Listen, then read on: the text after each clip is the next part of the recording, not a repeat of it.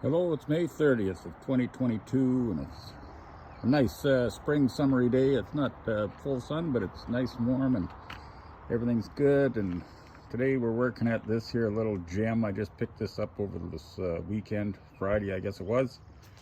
The John Deere LA 145, and I think it's probably 10 or 12 years old. It's actually in pretty good condition there. The tires are in pretty good shape, and the seat is not torn, and the dashes, or the hood is not busted, and lights work. Everything is kind of working except for this front end. I've already gone through this wheel on this side and repaired it.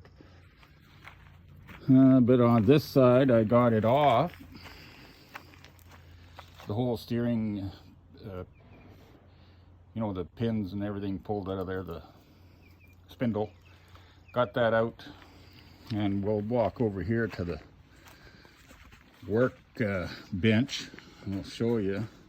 It's what happens when you grease a 10-year-old machine maybe once or twice in that 10 years. It's got some serious wear problems on the spindle. I don't know if you can see that, but it goes up and down probably a half an inch at least. If I can get this off, put it down there on the ground, you can see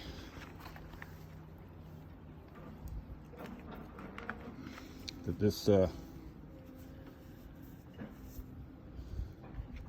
not much of a spindle, it's just a rod, soft rod, bent, parts welded onto it.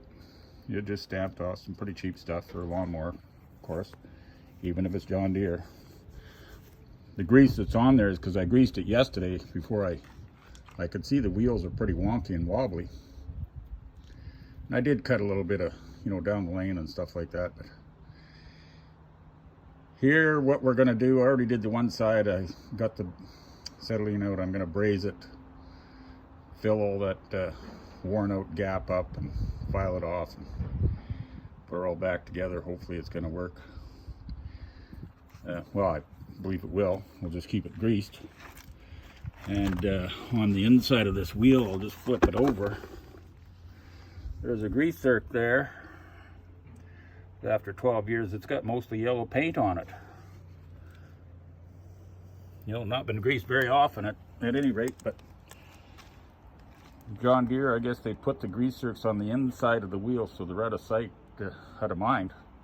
That's part of the problem there. It should be on the other side, like where you can see it, so when you're greasing stuff, you can grease it. The rest of the machine looks like it's been greased up except for these wheels.